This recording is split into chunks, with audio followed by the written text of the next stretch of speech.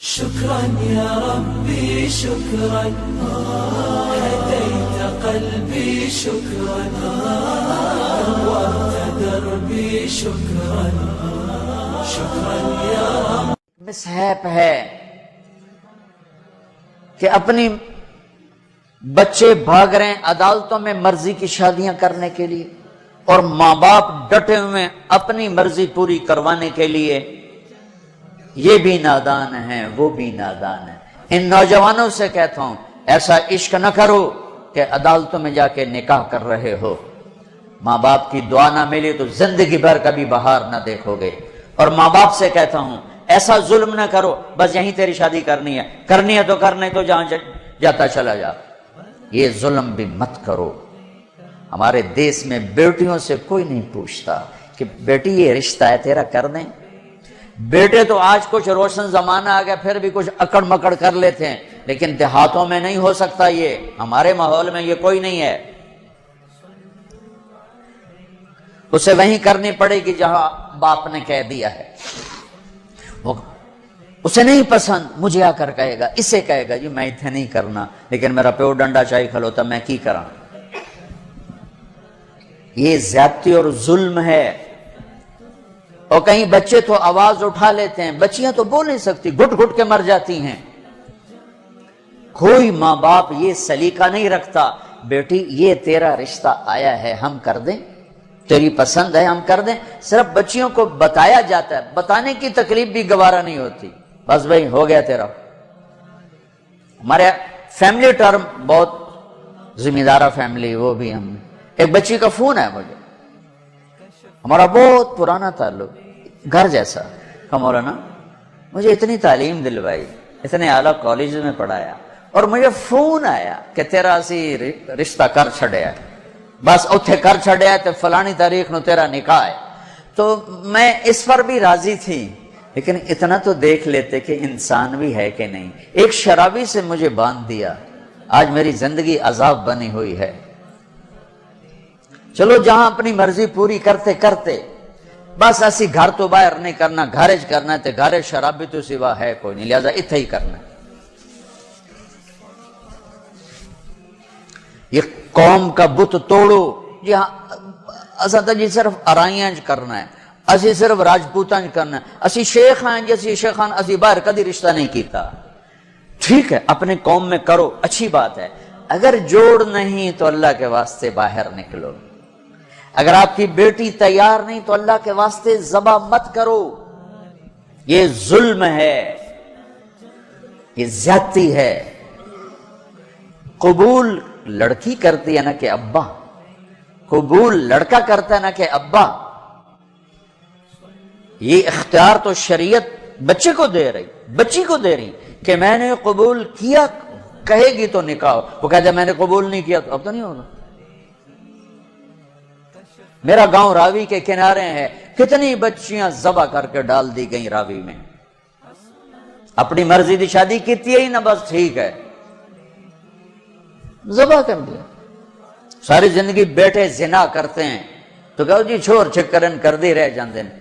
بیٹی پر شک پڑ جائے تو ذبح کر دیتے. ہائے ہائے ہائے ہائے. میرے نبی نے آخری خطبے میں بیٹوں کے لیے نصیحت نہیں فرمائی تھی عورت کے لیے نصیحت. تمہیں عورتوں کے بارے میں نصیحت کر کے جا رہا ہوں. آخری خطبہ تمہیں عورتوں کے بارے میں نصیحت کر کے جا رہا ہوں. ایسی درد بھری داستانیں میں جانتا ہوں میرے دائیں بائیں ہوئی ہیں ہو رہی ہیں. ماں باپ کو کہہ رہا ہوں کہ اللہ کے واسطے ماں باپ ہونے کا غلط فائدہ مت اٹھاؤ.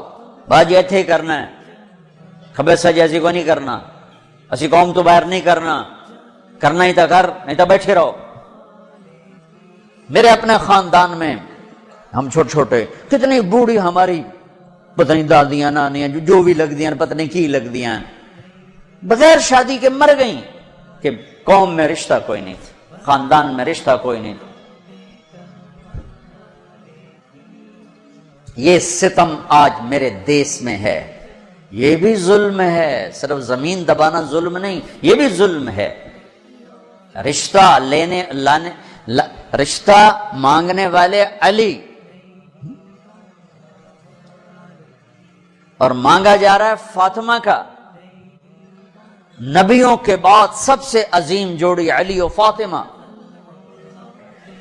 تو آسمان پہ طے ہو چکا ہے۔ علی آ کر بیٹھ جاتے ہیں، شرم کی وجہ سے بول نہیں سکتے۔ آپ کو تو پتہ ہے کیوں آئے؟ علی کیسے آئے؟ چپ۔ فرمایا فاطمہ کے رشتے کے لیے آئے ہوگے؟ اچھی۔ تو ہم نے کہا انشاءاللہ۔ پہلے ایک حدیث سنو، میرے نبی نے کہا میں نے جہاں شادی کی، میں نے جہاں بیٹی دی، پہلے آسمان سے وحی آئی، پھر میں نے قدم اٹھایا۔ اس کا مطلب ہے آسمان سے وحی آ چکی ہے کہ چونکہ پہلے ابو بکر نے آ کے رشتہ مانگا، آپ نے انکار کر دیا۔ حضرت عمر نے آ کے رشتہ مانگا، آپ نے انکار کر دیا۔ عبد الرحمن بن عوف نے حضرت علی سے کہا علی تو جا مانگ، تجھے نہیں انکار ہوگا۔ حضرت علی نے کہا میں تو بہت غریب ہوں، میرا تو گھر بھی اپنا نہیں، مجھے دے دیں گے؟ ہاں تجھے ضرور دیں گے۔ تو ان کو بھیج کر خود باہر سارے کھڑے ہو گئے۔ تو آپ نے کہا اچھا انشاءاللہ، اور یہ کہہ کر اٹھ گئے۔ حضرت علی پریشان ہو کے باہر نکلے تو اب پوچھا عبد الرحمن کیا ہوا؟ کہ انکار ہو گیا۔ انہوں نے کہا کیسے؟ کہا بس کچھ نہیں کہا۔ کہا کچھ تو کہا؟ کہا انشاءاللہ کہا۔ تو کہا تو بس ہو گیا۔ کہا وہ کیسے؟ کہ نبی کا انشاءاللہ ہاں ہوتا ہے، یہ ہاں ہے علی، ہاں ہے۔ اچھا اب یہ انشاءاللہ کیوں کہا ہے جبکہ آسمان سے وحی آ چکی، جبریل پیغام لا چکے ہیں؟ اب یہ انشاءاللہ کیوں کہا ہے؟ ایک کام کرنا باقی ہے۔ اب گھر گئے، بیٹی فاطمہ علی کا رشتہ آیا ہے، کر دوں؟ اس لیے نہیں ہاں کی وہاں۔ ہمارے والدین اپنی بےزتی سمجھتے ہیں بیٹی سے پوچھنا کہ دھیاں کو کوئی پوشیندہ ہے۔ ہمارے ذمہ داروں میں تو بہت ظلم ہوتا ہے۔ جیسے کوئی گائے بھینس ہے، جیسے کوئی بھیڑ بکری ہے، گلے میں رسی ڈال کے اور کسی کے قلعے پہ جا کے باندھ دو، کسی کے کھونٹے کے ساتھ جا کے باندھ دو۔ شہروں میں تو پھر بھی تعلیم آ گئی ہے، کچھ نہ کچھ بچیاں بھی بول پڑتی ہیں، اس کے بولنے کو بغاوت سمجھا جاتا ہے۔ او بھائی یہ بغاوت نہیں، اپنا حق مانگ رہی ہے۔ ہاں میں اولاد سے بھی کہتا ہوں اگر ماں باپ جبر کر جائیں پھر سہ جانا، پھر اللہ تمہارے لیے خیر کی شکلیں پیدا کرے گا۔ باغی ہو کے قدم اٹھاؤ گے تو تباہی ہے۔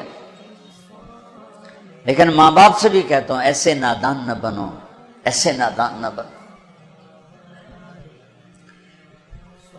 کیا حضرت فاطمہ انکار کر سکتی تھی؟ کیا حضرت فاطمہ پر اتنا اعتماد نہیں تھا میرے نبی کو؟ کیا آپ کہتے ہیں ہاں علی ٹھیک ہے بولا، میں بعد میں خود پوچھ لوں گا؟ نہیں، امت کو سبق دینا ہے کہ جو جوڑی آسمانوں پر طے ہو چکی ہو اس میں بھی پہلے پوچھنا ضروری ہے۔ حضرت فاطمہ نے عرض کی جی ہاں، پھر واپس آئے، علی مجمع کٹھا کرو، لوگ کٹھے کیے، پھر حضرت علی کو یہاں بٹھایا سامنے، پھر ممبر پہ کھڑے ہوئے کہ لوگو جبریل میرے پاس یہ پیغام لے کر آئے اللہ کا کہ میں اپنی بیٹی فاطمہ کا ہاتھ علی کے ہاتھ میں دے دوں۔ پھر پوچھا، کیوں پوچھا؟ اے میری امت بچیوں سے پوچھنا، یہ ان کا زندگی انہوں نے گزارنی، تم نے تو نہیں گزارنی، میری عزت دا سوال ہے، میری غیرت دا سوال ہے۔ تیری زندگی تو گزر چکی ہے، اس لیے ابھی شروع کر رہی ہے، کیوں اس کو سسکا کے مارنا چاہتی؟ پھر بیٹیوں کو حصہ کوئی نہیں دیتا وراثت میں، کیا کہیں کوڑے کے ڈھیر پر پڑی ملی تھی یا کہیں یتیم خانے سے اٹھا کے لائے تھے یا کسی اور پیٹ میں اس بچی نے پرورش پائی یا کسی اور چھاتی کا دودھ پیا یا کسی اور پانی سے یہ بنی؟ تیرے پانی سے بیٹا بنا، تیرے پانی سے بیٹی بنی۔ ایک چھاتی کا بیٹے نے دودھ پیا، اسی چھاتی کا بیٹی نے پیا۔ پروان چڑھی تو جہیز دے کر رخصت۔ اب چند دن پہلے ایک خاتون کا مجھے فون آیا ایک شہر سے کہ بھائیوں نے باپ بیمار ہوئے تو بھائیوں نے فراڈ کر کے ساری جائیداد اپنے نام لگوا کے مجھے خالی ہاتھ کر دیا ہے۔ میں در بدر پھر رہی ہوں، نہ میرے پاس گھر ہے نہ میرے پاس کھانے کو روٹی ہے۔ اور بھائیوں نے ساری جائیداد پہ قبضہ کر لیا۔ یہ ہر گھر کی کہانی ہے، 100 میں 100 یہ کر رہے ہیں، کوئی لاکھوں میں ایک ہے جو بچیوں کی وراثت کا اہتمام کرتا ہے۔ باپ مر گیا، ماں بیوہ ہو گئی، اگر باپ کی وراثت ہے تو 8واں حصہ ماں کا ہے، 8واں حصہ ماں کا ہے، 8واں حصہ ماں کا ہے۔ ماں کو یہاں تک مت پہنچاؤ کہ تمہارے سامنے یوں کرے، جس کی چھاتیاں لٹک گئی تمہیں دودھ پلاتے ہوئے، وہ یوں کرے کہ مجھے پیسے دو۔ اگر باپ کی وراثت ہے 8واں حصہ اس کو دو، نہیں ہے تو ٹھیک ہے، تو اس کا حق ہے۔ بیٹیوں کا حق ہے، انہیں دو۔ تمہارے بیٹے تمہارے لیے عذاب بن جائیں گے آخرت میں اگر بیٹیوں کو حق نہ دیا۔ تو ان پر مادی ظلم بھی ہے، جانی ظلم بھی ہے، روحانی ظلم بھی ہے۔ نہ جائیداد دیتے ہیں، نہ ان کی رائے لیتے ہیں، بھیڑ بکری کی طرح کسی کی کھرلی پہ باندھ کے آ جاتے ہیں۔ لوگوں، جبریل میرے پاس اللہ کا پیغام لائے ہیں، پھر نکاح کیا۔ 400 درہم، 480 درہم دونوں ہیں۔ علی فاطمہ بنت محمد کو تمہارے نکاح میں دیا، قبول ہے؟ اجو قبول ہے، اور سجدے میں سر رکھ دیا۔ رب اوزعنی ان اشکر نعمتک التی انعمت علی، یہ دعا مانگی۔ اللہ کے نبی نے زور سے آمین کہا، پھر آپ نے سب کو شہد کا شربت پلایا یا چھوارے کھلائے، پھر رخصتی ہوئی، مہینے بعد، 6 ماہ بعد، سال بعد، یا فوراً، ساری روایات ہیں۔ حضرت علی آئے تو آپ کو اندر لے گئے، حضرت فاطمہ کا ہاتھ پکڑا اور علی کے ہاتھ میں دیا اور کہا، علی آپ کو نبی کی بیٹی مبارک۔ اللہ، آپ کو نبی کی بیٹی مبارک۔ پھر فرمایا، میری بیٹی، مجھے اپنے خاندان میں جو سب سے زیادہ محبوب تھا، میں نے تیرا ہاتھ اس کے ہاتھ میں دیا ہے۔ جن کے فیصلے آسمان سے ہو چکے ہوں اور جبریل آ کے سنا رہا ہو، وہ پہلے پوچھنے جا رہے ہیں، بیٹی کر دوں؟ ہماری کون سی یہ غیرت ہے، یہ کون سی عزت ہے؟ خاندان سے باہر اچھا رشتہ ملے کرو، خاندان کے اندر ملے وہ بہتر ہے، وہاں کرو۔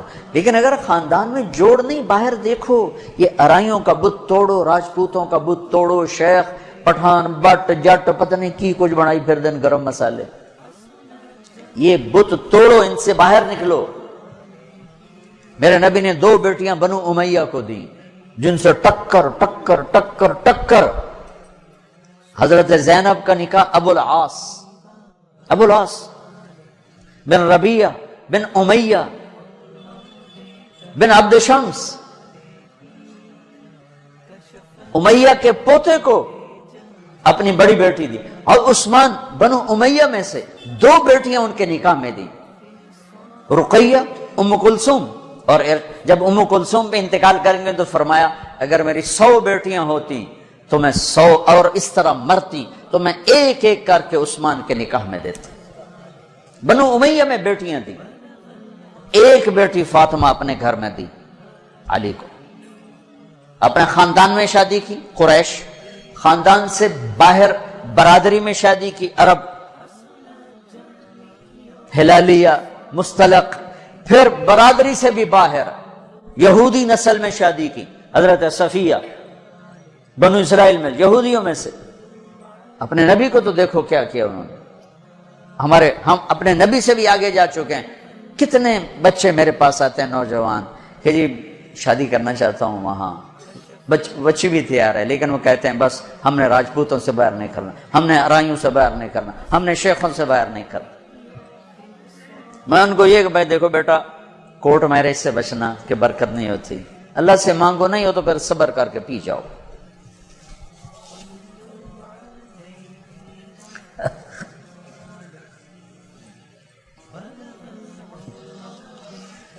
اچھا بھائی بس کریں۔ تو یہ ایک خوبصورت زندگی ہے جس کو سیکھنے کی ضرورت ہے۔ یہ تبلیغ میں جانا، اس کو سیکھنا ہے۔ یہ وہ زندگی کے وہ مسائل ہیں جو عام طور پر ممبر سے بیان نہیں ہوتے، عام طور پر ان کو نہیں سامنے لایا جاتا، جس کی وجہ سے ہم ایسے الجھے پڑے ہیں۔ میں آپ کی منت کرتا ہوں، اپنے نبی کی پاکیزہ سیرت سیکھو، زندگی سیکھو، قرآن پڑھو، سیرت پڑھو، علماء سے رابطہ رکھو، علماء کو عزت دو، ہر فرقے کے عالم کو عزت دو، آپ سے اختلاف کرے، آپ کو برا بھلا کہے، عزت سے سلام کرو، محبت کرو، تبلیغ میں وقت لگاؤ، تو انشاءاللہ آپ کی زندگی کے روشن باب کھلتے چلے جائیں گے، کھلتے چلے جائیں گے۔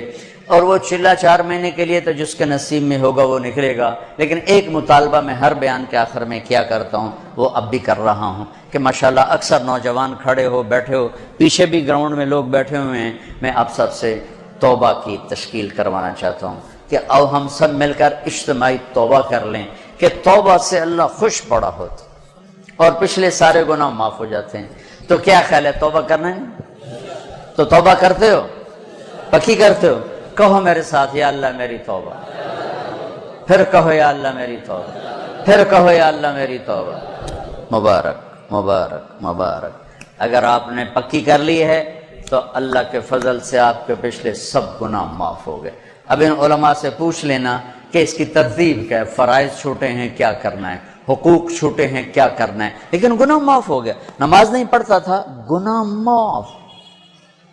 اب کرنا کیا ہے، کسی کے حق دبائے تھے، گناہ معاف۔ اب حق ادا کیسے کرنا، یہ اپنے اہل علم سے یا جس پر آپ کو اعتماد ہو اس سے جا کر آپ پوچھ لو۔ اور آپ جہاں جہاں سے آئے ہو، میری یہ گزارش ہے، مہینے میں 3 دن تبلیغ میں ضرور جاتے رہو، صرف 3 دن نیت کرتے ہو سارا مجمع سارے۔ اور جو آپ فیصل آباد میں رہتے ہو تو جمعرات کو مرکز میں جایا کریں، جو ہمارا یہاں اسماعیل مسجد ہے جہاں ماشاءاللہ دین کی بات جمعرات کو ہوتی ہے، رات وہاں گزارو، آپ کو بہت فائدہ ہوگا، ورنہ کم کم مغرب سے عشاء کا وقت ضرور وہاں گزارو۔ اور آخری بات یہ ہے کہ اگر آپ کسی سے لڑے ہوئے ہو تو یہاں سے اٹھ کے صلح کر لینا، لڑائی زیبا نہیں، قطع تعلق، لڑائی ہونا کوئی مسئلہ نہیں، اونچ نیچ کوئی مسئلہ نہیں، قطع تعلق، بول چال بند، باجی ہونا سی گل ہی نہیں کرنا، اسی جی بس بائی کاٹ کرتا ہے، جڑا ادھے جاوے گا وہ ساڈا دشمن۔ ہمارے دیہاتوں میں تو یہ کہتے جڑا انہوں ملے وہ ساڈا بھی دشمن ہے، اسی لکھے چھک چھڈن، اے جٹاں دے بیٹھوں دے ہوں میں انہاں دے اسی لکھے چھک چھڈن، اے لکھے مٹا چھڈو نہیں تو موت او لتر مارنے نا۔ تو بھائیو جس سے آپ ناراض ہو، لڑے ہوئے ہو، صلح کر۔ خاص طور پر بیوی سے کھٹ بٹانا تو جاتے ہی صلح کرنا، چونکہ جب میاں بیوی لڑ کے صلح کرتے ہیں تو اللہ ان کے پچھلے سارے گناہ معاف کر دیتے، سارے گناہ معاف کر دیتے۔ اور عجب حدیث سنو، سب سے پہلے جو ترازو میں تولا جائے گا نا عملوں کو، تو نماز ہے یا روزہ یا تبلیغ یا علم یا حج نہیں، سب سے پہلے بیوی سے سلوک تولا جائے گا، سب سے پہلے بیوی سے کیا کرتا تھا یہ تولا جائے گا۔ اس لیے بھائیو اگر کوئی انبن ہے، ہو جاتا ہے، کوئی مسئلہ نہیں، ہو جاتا ہے، صلح کر لینا، صلح کر۔ کسی سے آپ کی بول چال بند ہے، خود جا کے سلام کر لینا، تو انشاءاللہ اللہ آپ کے لیے خیر برکت کے راستے کھولے گا۔ اب جو بھائی ہمارے بچے کل سے جا رہے ہیں نا بچے ہمارے ہیں، تو جو کل سے ہمارے بچے جا رہے ہیں، ان کے ساتھ جو بھائی چلے کے لیے نوجوان تیار ہو ذرا کھڑے ہو کے دیدار کرا دو، پھر دعا کرا دو۔ جو ان کے ساتھ کل